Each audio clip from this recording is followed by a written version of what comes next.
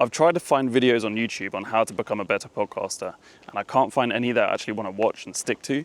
So that's what I'm going to create here, hopefully. The issue with people like Stephen Bartlett, Chris Williamson, etc., they're miles ahead of you. So you need someone who's 1 or 2 steps ahead of you, who's just begun a podcast, who's also good at content, good at clipping, understands podcasting. I've watched podcasts on average 2 per day, every day, hours long, for 15 plus years. I understand podcasting, what makes a good podcast, what makes good questions, how to get guests, how to actually edit them, how to create clips that will result in people clicking your podcast and going through. I understand it all. And I'm going to share all of that in this video right now, how to edit as well.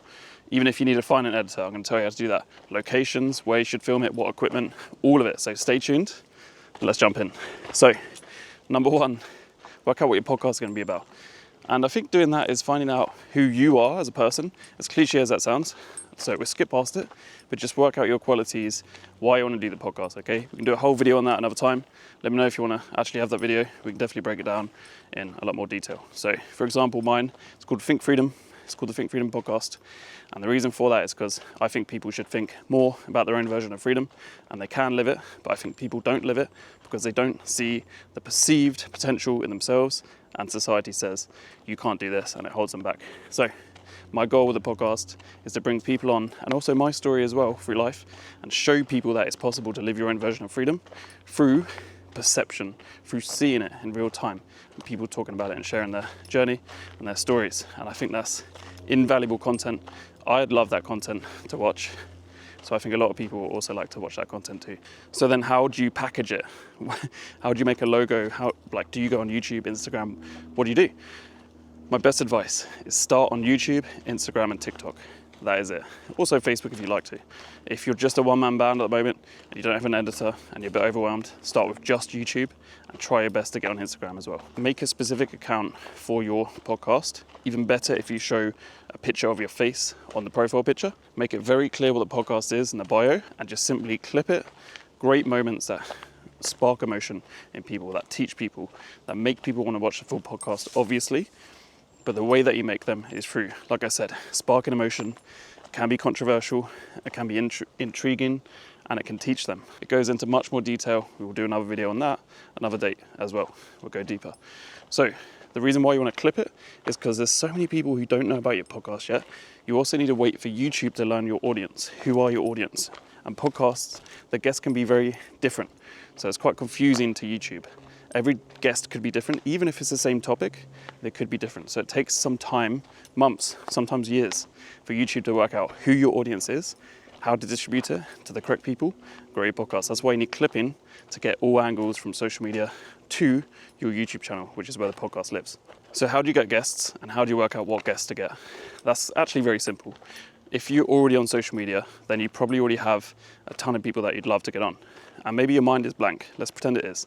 You just search out people in your niche, and you have even if you have just a handful of people that you watch regularly, find people like that, reach out to them, and just simply put messages like this, super basic, as if you're talking to a mate, even more casual than that sometimes. Hey bro, can I get you on a pod? I'd love to talk about this and this and this. I think you do this cool. I've watched you for a few years. I think people would benefit from it, and I'm going to clip the shit out of this podcast. Let's go. And they often reply, fuck yeah. They get free distribution. Why would they not? It's simple as that. I can literally stop there. They get free distribution. As long as you can actually hold a conversation, hold eye contact, and you can ask good questions and portray it and package it in a great way. Even if the podcast itself doesn't get a lot of views, the clips will. And that's so beneficial for them because they can collaborate on Instagram, they can collaborate on YouTube, and they just get more free distribution, more eyes on them and their story out there, which is what they want, for free, because you don't pay them to come on the podcast. I mean, some do, but I don't recommend that when you're beginning, because you have to keep costs low unless you have an endless bank of money to just throw it at. That's a different story. If you are that person, by the way, then I'd highly suggest getting an editor as soon as possible. As soon as you start the podcast, get an editor. They edit the podcast and all the clips. Even better if you can get 2 editors, one that focuses on podcast editing, longer form, and one that focuses on clips, and they work together. Even better, you can get someone to schedule your content too, or someone to set up automation through Claude and a Mac Mini, or something like a virtual provider to actually schedule your content through Buffer or something of that nature, right? there's so many different avenues, but let's not get confusing right now. So you've got your guests on. Where do you go? How do you actually work out? Do you have a studio? Do you go to a location? Do you pay for a studio? Do you go outdoors? For example, one podcast I did recently with a good friend of mine was on the, up Table Mountain. We hiked 1 hour up Table Mountain, and a good friend of mine, Josh, he filmed the whole thing, and we did a podcast on the side of Table Mountain. That's a dream of mine, by the way, and it was a great podcast. I'll put it up here or here, one of the two places. You can watch that. And you can see behind the scenes in that one, actually, how the tripod is set up with the camera, where this DJI that I'm filming on right now, that's set up as well at a 45-degree angle to get a different shot, to give some variation. And it gave a great shot of the mountains and the fog coming in as well. So always have as many camera angles as you can without getting confusing or overwhelming. That's the key. If you get too much content and your filing system on where you keep that content and store it is messy, you're going to be so overwhelmed so quickly. You're not going to be able to clip properly and edit properly if you are doing it yourself. And you're going to lose it. You're going to be so overwhelmed. It's going to be so hard. So I guess let's talk about filing, right? I would simply make a Google Drive, name it your podcast. So let's pretend it's mine, for example. I'd name it Think Freedom. I'd then, inside there, I'd have P1, so pod 1, and then the person's name. And if you want, you can put the date on there as well. Inside there, I would have a folder called Raw, RAW, where the raw footage lives, and then have another folder in there where you've got final, another folder in there where you've got B-roll, another one where you've got audio, another one where you have transcripts, and another one where you have clipping doc, for example. So you can ask Claude to use a transcript to get you the best clippable moments based on your, do you want emotion? Do you want this? Do you want education? Do you want that? Do you want every time that person said, oh, that was a really good question, do you want that clipped? And you put that all in there. You can then give that to your editor or use it for yourself for notes to create those clips. I'm going to give a little bonus here. If you are overwhelmed and you're a beginner podcaster, the easiest way to get out of that is completely drop all expectations and set a deadline for your next podcast. Ignore everything else. I've got a backlog of 3 podcasts to edit. It's a lot of work to do myself, clip it, while actually filming other podcasts of other people, booking it in, etc., right? So the best way to do it is just literally ignore everything, ignore the overwhelm, sit down and just start doing the bass cut. And then another evening, do the B-roll. Another evening, do the intro, and just grind through it. And then when you do that, you feel good and you build momentum, and try not to lose that momentum and don't burn out by doing too much, and just get it done and get it put out at that date. Even if it's not the best it could be, get it just good enough, get it to the best of your ability, and keep on cracking on with the podcasts. If you're editing it yourself, you want to have good storage. So I, for example, have a Lacy 5 terabyte HHD or HDD hard drive, which is external hard drive that I plug into my laptop. That one stores the bulk of the footage, like the final footage and anything else where I just want to store it in the meantime. But to edit, if you're using CapCut, for example, which is what I use, I would highly suggest getting an SSD, and that you will plug into your laptop, have the files in there, the B-roll, the raw footage, the audio, all of it, and you'd edit from the files in there within CapCut. The reason for that is that SSD is much easier and quicker to edit from. And by the way, my one is a SanDisk 1 terabyte SSD, and it's very, very good. The download and upload speed from there is so quick, so you can edit very quickly large files within editing softwares like CapCut, DaVinci, Premiere Pro, you name it, because my laptop is full, so I need that. So a very basic overview of how I go to edit. I'd go into CapCut, I'd put all my footage, once it's on the hard drive, the SSD, I'll put it in the import box. So you click import, you import the footage from the solid state drive, and you keep the solid state drive, the SSD, plugged in to your laptop, or else it will say media lost, okay? Because it won't obviously be on there. So you import it, all of it, and I start with the raw footage. If you're filming in something like Riverside, not to get confusing right now, I'll usually edit the raw bass cut in Riverside, but we'll come back to that in a sec. Let's say you're not, you've just got the raw footage, you put it in the import box in CapCut, you put that on the timeline, and then you cut out all the ums and ahs. You can use AI to do this, they have a function for that, and you cut out any parts you don't want. Then you've now got what's called a bass cut. From there, you want to see, okay, cool. Now, what I would do is actually export that in a low quality, and then get the transcript from it, upload that transcript to Claude, and I'll say, I'll have a whole criteria, a whole prompt ready. I'll see if I can get one together, put it in this video. You can get that, or find me on Instagram, message me and just say transcript prompt and I'll send it to you. And that's such a great option because it takes your whole transcript and based on what you want from the clipping, it will pick those parts, it will give you a timestamp, it'll say why, and it will also give you B-roll options as well. So let's say, for example, at 1 hour, 13 minutes, my guest spoke about going to Pakistan on the back of a truck with a chicken in his lap. True story, that's the next podcast. I'll put it up here. It's going to be out when this video is out. And he travels, makes money, content creation for a living now. And he's only been doing it for 3-4 months. That's a true story. He was on the back of a truck with chicken. So let's say that's the case. It's at 1 hour 13. What does that prompt give you? It says, by the way, Will, you can get this clip here from this footage. You would clip out from the raw footage that, and you put it in a new timeline in CapCut. You would then label that timeline intro. And all those different sections for the intro, you'll put together, and then you'll add B-roll, you'll add music, and you'll make sure the pace is correct, and brutally cut out any dead space within intros, so attention is not lost, and extreme clarity to storyline is given in that intro, okay? Once I'm happy with the intro, I will then copy that and put it into the timeline of the raw footage. So you've now got the intro and the raw footage together. I would then progress, and you have some of this B-roll already from the intro stage, and I would put all the B-roll across on the podcast.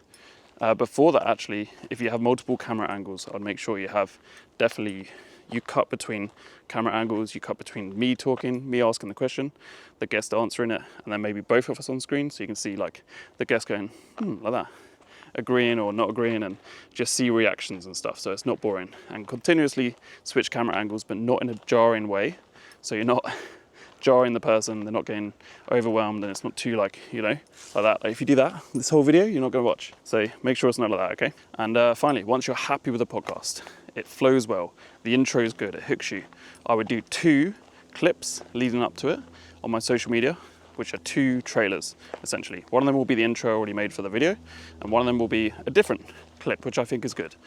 And both of them have to be, they don't have to be, but depending on your style, I would definitely have something which is fast-paced, very clear what the storyline is, who they are, what they did, usually A to B, and how someone could do the same, and tease at the end, so with some curiosity. And that will make someone want to click through. And the reason I do 2 intro clips, like usually a week before, so I do like 1 a week before, and then 1 day on the time of like actually releasing the podcast. It just builds tension, it gets people on the radar of that podcast coming out. And they're like, where is it? I thought it was out already. And they look for it, it's not even there. So maybe they'll watch your other podcast in the meantime, and they see, oh, it's out on Friday. Okay, cool. I'll watch it on Friday. So just boost it. You want to hype it up and stuff like that.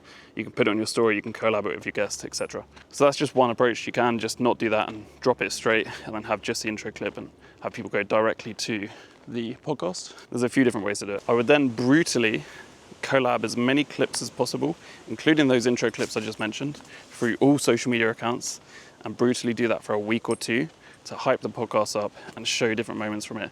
Reply to every single comment that comes on the podcast on YouTube as soon as the comment comes through, and just have as much engagement as possible. Do not share the podcast with anyone you think will not enjoy the podcast or the topic. They just wouldn't be aligned with it. They wouldn't enjoy it or watch it, because they're going to go on there and they're going to click through and try and watch a podcast. They're going to be watching like 1, 2, or 3 minutes out of an hour-long video, which is a podcast. The retention is going to go down so much. YouTube is going to go, oh, the video is not good. It's going to take that as like an impulse, like a signal that people don't want to watch this. And it's not true. You just sent it to the wrong people. So even if your family and friends, you want them to watch it, I highly suggest don't send it to them unless they're very likely to watch the whole thing or very interested in the topic. So let's backtrack a sec for locations. How do you work out what location to do? In person is always best, but if you have to do it virtually, I use Riverside, which is you can do live stream on there, you can do podcasting on there, it gets clips for you, blah, blah, blah. The clips aren't very good, but the actual software, the reason why it's good is because it actually saves the footage locally as you're filming the podcast. So if your internet drops or the guest that you have, their internet drops, it saves it locally on their device or your device, and then it uploads it to the cloud once you have internet again.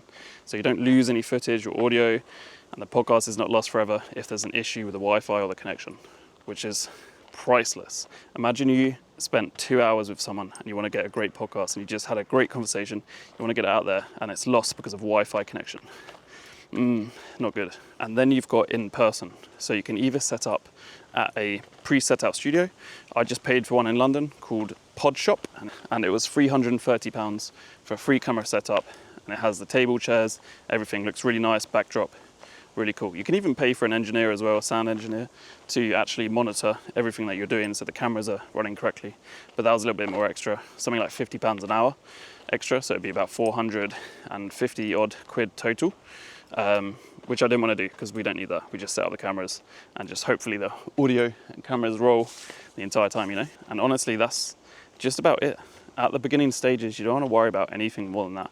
You just want to keep on grinding, because it is a grind, because you have to learn these things. You can either take a week or two to study this video and just really get your systems and your files into place, but I don't suggest that.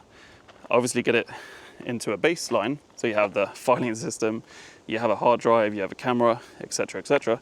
For example, I use my DJI Osmo Pocket 3, but on the mountain on that podcast we used a Sony a6700, that was Josh's, and yeah, there's many different options, but by all means message me in the comments here and I'll let you know a few more options as well. If you want something like a ZV E10, which is a great vlogging camera, for an entry level cheaper camera but still good, there's many different options, okay? And I guess, like, how can you get more awareness to the podcast? Just keep on clipping, share the clips around with people that might like it, and just make them better and better by the day.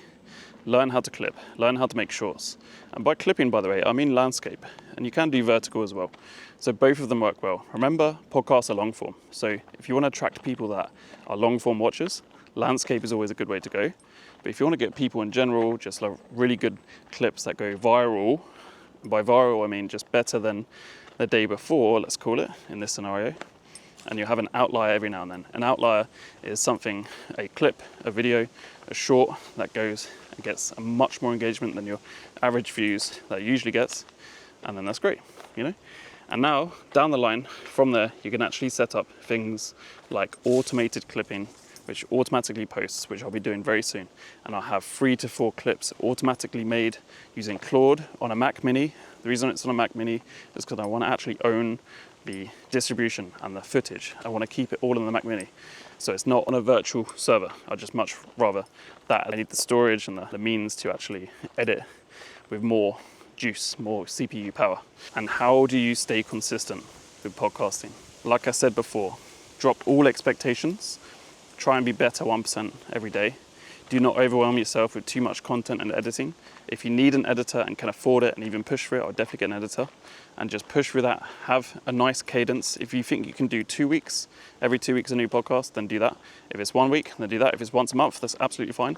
But I recommend more, but try and aim for the best quality, which is sustainable for you. If you like this video and you want to learn more, subscribe and watch this video next. It's how to build a personal brand in 2026, which will protect your income against AI. And a lot of people's incomes are going to go because of AI, so I definitely would recommend watching that. And that, by the way, I was climbing Table Mountain while filming that video, so that's really cool. Ciao, guys.